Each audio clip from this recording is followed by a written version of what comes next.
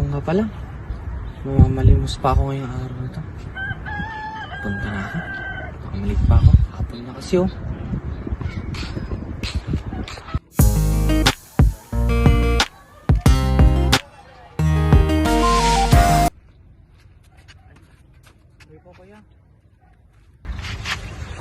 Ano ba boy?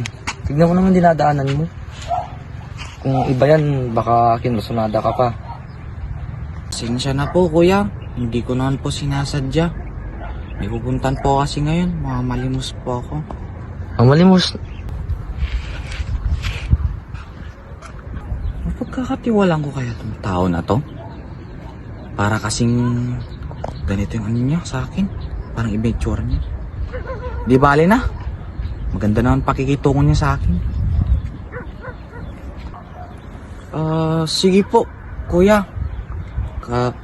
Saan ba tayo pupunta? Sama ka? Punta sa Paraiso? Sige po, kuya. Pero matanong ko lang, saan ka ba natulog? Natutulog po ako dyan sa tulay po. Sa tulay. Opo. Nakita kita nun sa sa Tayuga.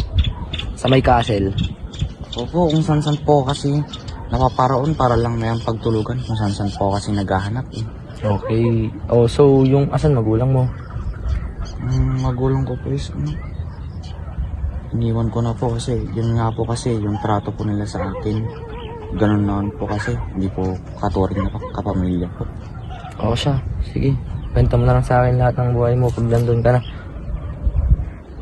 Tapos punta doon sa may falls. Maganda doon.